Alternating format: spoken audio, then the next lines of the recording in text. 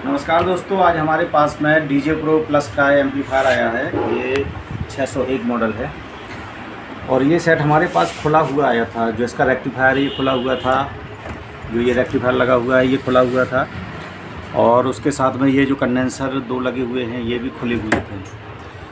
और जब ये आया था तो इसमें ये वायर भी साथ में निकले हुए थे, जो रेक्टिफायर पर जुड़ते हैं ये भी निकले हुए थे। तो हमने क्या किया कि इस वायर को सही तरीके से जोड़ दिया है जैसे जोड़ते हैं, और हमारा एसी से डीसी बनने लगा है। डीसी का जो प्लस होता है और डीसी का जो माइनस वोल्ट होता है वो दोनों बनने लगे हैं। उसके बाद में भी इसके अंदर शॉर्टिंग हो रही थी। शॉर्टिंग इसलिए हो रही थी कि यहाँ पर एक ट्रांजिस्टर लगा हुआ था, यहाँ पर एक ट्रांजिस्टर लगा हुआ था जो कि आप देख सकते हैं। यहाँ पर खाली जगह आपको दिख रही होगी और इसका जो नंबर है ये है 1941। ये एक एनपीएन ट्रांजिस्टर। तो ये रेक्टिफायर है, देख सकते हैं आप कि ये 3 वायर जो हैं ये मेन जो पावर ट्रांसफार्मर है इससे निकले हुए हैं। काला वाला इसका ग्राउंड है, नीला वाला और ये पीला वाला जो वायर है इससे 2 अलग अलग सप्लाई निकलती हैं और इनके जो कनेक्शन होते हैं तो आप देख सकते हैं इस रेक्टिफायर पर ये एक निशान बना हुआ है। ये एक निशान बना हुआ है जो कि एसी धारा होती है उसका ये सिंबल बना हुआ है। तो जो ट्रांसफार्मर से वायर आते हैं वो इस पर जुड़ जाएगा और दूसरा वायर जो होता है वो इसके नीचे वाले पर जुड़ जाएगा। इसमें यहाँ पर सिंबल नहीं होता है, एक साइड में सिंबल होते हैं तो यहाँ जुड़ जाएगा। तो आपने देख लिया कि जो ये वाला वायर है और ये वाला वायर है तो ये एक ऊपर जुड़ जाएगा और एक इसके इस साइड में जुड़ेगा, मतलब एक्स टाइप में। एक्स यहाँ का, यहाँ से यहाँ और यहाँ से यहाँ, क्योंकि ये प्लस निकाल रहा है तो यहाँ से ये माइनस निकाल रहा। ये माइनस हो गया, ये प्लस हो गया और फिर ये माइनस है, मतलब माइनस का वोल्टेज है ये और ये प्लस का है। फिर इसके लिए ग्राउंड दे दिया इससे, जो ये ट्रांसफार्मर का बीच वाला काला वाला वायर लगा हुआ है इससे इस कंडेंसर को ग्राउंड दिया गया है। एक को प्लस के लिए दिया गया है, एक को माइनस के लिए दिया गया है। फिर इसके बाद में ये सप्लाई आती है अपने ये रेक्टिफायर पर। ये जो यहाँ पर रेक्टिफायर नहीं, ट्रांजिस्टर, जो आउटपुट वाले ट्रांजिस्टर लगे हुए हैं और यहीं से ड्राइवर बोर्ड को भी सप्लाई जाती है। अब जब कभी ड्राइवर बोर्ड की ख़राबी आएगी तो उसका भी हम आपको वीडियो बना के देंगे।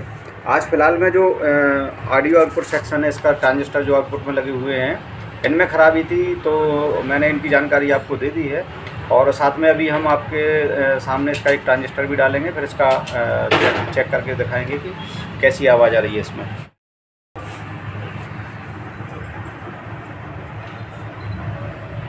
अभी हम इसमें 5200 ट्रांजिस्टर डालेंगे जो कि एक एनपीएन ट्रांजिस्टर है। ये रहा 5200, तो इसी पर 5200 लिखा है इसमें, 2SC 5200। अभी एक एनपीएन ट्रांजिस्टर है ये।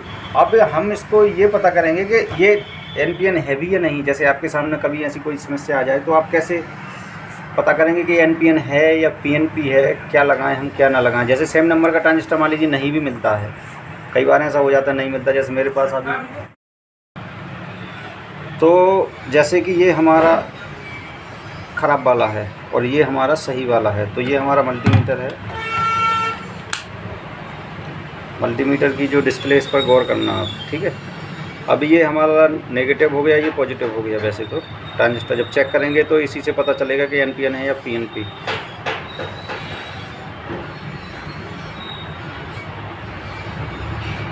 देखो ये एक एनपीएन ट्रांजिस्टर है, ये इसका बेस हो गया, ये लाल वाला इसका बेस है और ये दोनों देखिएगा, ये बीच का कलेक्टर है और ये इसका एमीटर है। अच्छा, इसमें एक बात और होती है, जो कलेक्टर होता है, ध्यान देना इस बात का, जो कलेक्टर होगा उसकी रीडिंग कम होगी, एमीटर से कम होती है। चाहे 2 पॉइंट हो या 4 पॉइंट हो, कम होगी। कहने का मतलब ये है 2-1 पॉइंट भी कम हो सकता है लेकिन कम होती है। आपको जैसे मान लीजिए ट्रांजिस्टर कई बार ये होते हैं कि उनकी शेप बनावट अलग होती है, तो कैसे पता करेंगे कलेक्टर है कि एमीटर है। तो बेस पर हम ये रेड वाली प्रोब रखेंगे अगर एनपीएन है तो, और एक बीच के पॉइंट पर टच करेंगे तो देखिएगा इसकी रीडिंग में क्या अंतर है और ये इसकी रीडिंग में क्या अंतर है। तो जो ये एमीटर है ना, इसकी रीडिंग ज़्यादा आएगी और जो कलेक्टर है इसकी रीडिंग कम आती है। देखिएगा ये कम आती है। तो ये क्या एनपीएन ट्रांजिस्टर है। अब जो इसके अंदर लगा हुआ है इसको चेक करेंगे ये एनपीएन है या पीएनपी। तो हमने ये वाली जो रेड प्रोब है इसको रखेंगे एक सिरे पर और इसको छुपाएंगे इधर। ठीक है, ये तो हो गया एमीटर, और एक छुपाएंगे बीच में। एक हमने यहाँ टच कर दिया और एक हमने, ये तो एक पीएनपी ट्रांजिस्टर है, ये एनपीएन नहीं है। क्या है ये? पीएनपी ट्रांजिस्टर है। तो इसकी जगह पर 1943 लगाएंगे। सॉरी, मैंने ये गलती से बोल दिया था कि 5200 मतलब वो है, 5200 नहीं लगेगा, इसमें 1943 लगा देंगे क्योंकि ये पीएनपी है। मुझे लगा कि ये एनपीएन है क्योंकि ये शॉर्ट ट्रांजिस्टर था, मैंने चेक किया तो मुझे लगा ये एनपीएन होगा, जबकि एनपीएन नहीं, ये पीएनपी है। तो आप देख सकते हैं इसकी विधि क्या है। देखिए, ये नेगेटिव पॉइंट है इसका, एन और P, sorry PNP, sorry PNP है ये, एनपीएन नहीं है, पीएनपी है। देखिएगा, ये इसकी टेस्टिंग है, ये पीएनपी है, 1943 लग जाएगा। ये देखिएगा 1943, अगर आप देख पा रहे हैं यहाँ पे, ये 1943 है।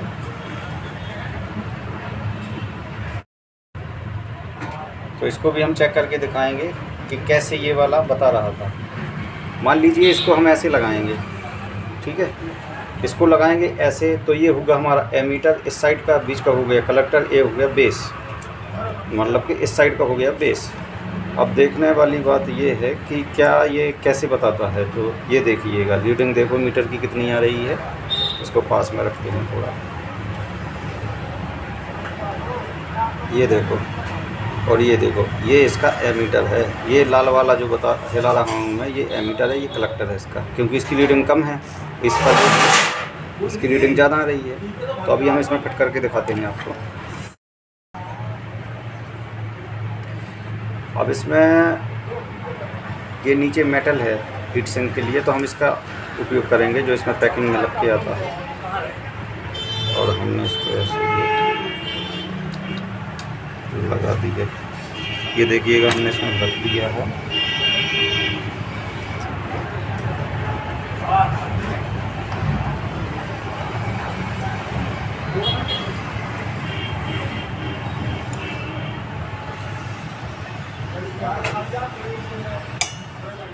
दोस्तों, वीडियो अगर पसंद आए तो वीडियो को शेयर करें, लाइक करें और चैनल को सब्सक्राइब करें और बेल नोटिफिकेशन को अवश्य ऑन कर दें, जिससे जो भी मैं वीडियो बनाऊँ आप तक सबसे पहले पहुँच जाए। अगर आपके एम्पलीफायर में भी ऐसी कोई दिक्कत आती है तो आप हमारे पास भी ला सकते हैं। हमारी दुकान सटई रोड में है, गल्ला मंडी 1 के बगल में। और देखिएगा, ये हमने इसका वायर भी जोड़ दिया है, और ये वाला रेजिस्टेंस जो था इसको भी हम अभी जोड़ देंगे रंग का। तो ये हमने इसमें जोड़ दिया है, और इन तीनों पिनों को भी हमने जोड़ दिया है। ये टाँका देगा तीनों का नहीं लगा दिया, ठीक है। और इसके बाद में हमने आपके इस रेक्टिफायर को भी इसमें हीट सिंक के साथ में कस देंगे, क्योंकि अगर हीट सिंक रेक्टिफायर को नहीं लगाएंगे प्रॉपर तरीके से तो क्या होगा, आपका रेक्टिफायर हीट होकर ख़राब हो जाएगा। और इसको भी हमको हीट सिंक देना है, क्योंकि ये बिना हीट सिंक के चलेंगे नहीं ज़्यादा टाइम तक। चेक करने की बात अलग हो जाती है कि चेक कर रहे हैं, लेकिन अगर हमको वैसे चलाना है। हमने टाँके इसमें सोल्डरिंग कर दी है, टाँका भी ठीक से लगा दिया है। और क्या करेंगे कि इसमें पेस्ट लगा हुआ है, इसकी हम सफाई कर देंगे, क्योंकि काम करने से अच्छा उस काम की सफाई पर ज़्यादा ध्यान देना पड़ता है। काम तो तभी अच्छे से होता है जब उसमें साफ़ करेंगे अच्छे तरीके से। देखिएगा, ये हमने साफ़ कर दिया है। जब पहले ये एम्पलीफायर शॉर्ट हुआ होगा जब तभी भी, तो इतना तो मुझे नहीं पता, लेकिन यहाँ पर इसका प्रिंट जला हुआ है। देखिएगा, ये काला काला दिख रहा है, ये तो ये जंपर लगा हुआ है। यहाँ से इसको बाईपास कर दिया सीधा। चलो खैर, इससे हमको कोई लेना देना नहीं है, क्योंकि हमारा सर्किट जो था वो काम करने लग जाएगा। तो पहले हम इसका एक टेस्ट लेते हैं, फिर इसके बाद में हम आपको चला के दिखाते हैं कि कैसे चलता है ये।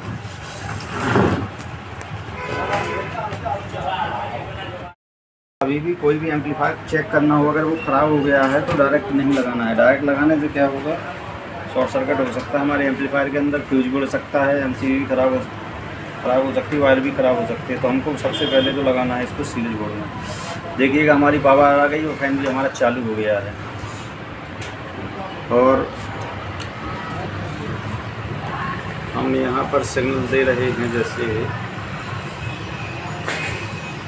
देखिएगा ये हमारा सिग्नल भी काम लेवल आने लगा है। देखिएगा, देखो हमारा लेवल भी आने लगा, दिखाई दे रहा है, देखो लेवल आ रहा है। तो एम्पलीफायर हमारा कंप्लीट हो गया है। अभी हम क्या करेंगे, साउंड लगाएंगे, थोड़ा सा साउंड और चेक करेंगे कैसी आवाज़ आ रही है इसमें। पहले इसको फिटिंग करते हैं।